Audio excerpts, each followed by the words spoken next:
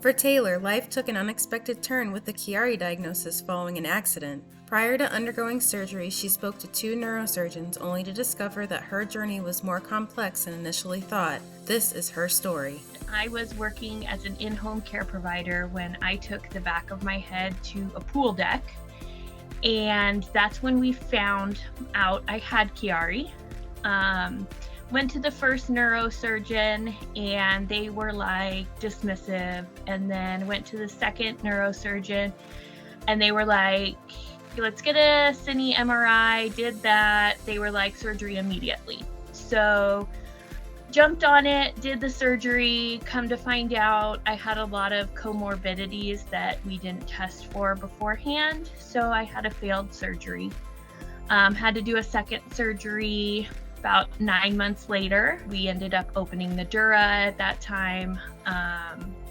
Restored flow at that point, but still was not considered a successful surgery. To that surgeon, it was successful, but I'm still not where I should be. It was about a year later that I realized I had Ehlers-Danlos postural orthostatic tachycardia syndrome, and kind of started doing my own research. I graduated from college and then decided to take a brain injury rehab clinic. Did 8 weeks of intensive rehab that was like 5 days a week, 8 hours a day. It was about 4 years later that I decided I was ready to deal with the Chiari again. I was pretty symptomatic.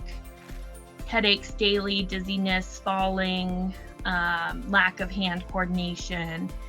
And I decided that I was going to seek out of state treatment. I still am symptomatic.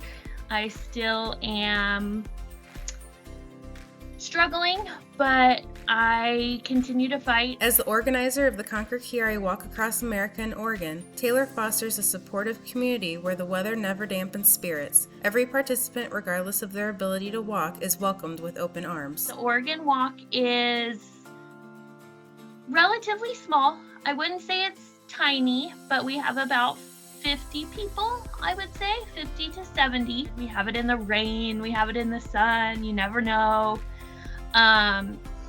But it's so much fun to just see people show up. I had one family that they were so nervous to come. They're like, well, I don't walk. I don't know if I can complete it. I don't know.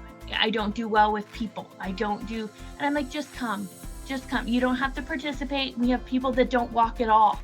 We have people that just come for the gathering, and we walk around the loop and they don't walk, and that's fine. I said, I sit in my wheelchair for all of it and somebody pushes me.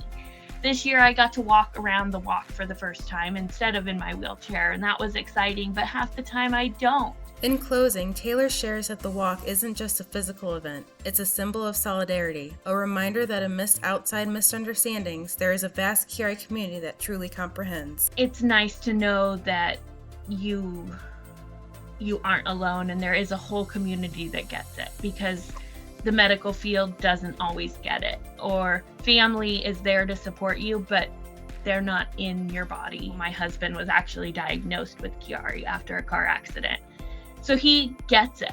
I'm lucky to be one of the few that has somebody who gets it in the family, but not everybody has that, and so the walk is a big deal to bring those people together.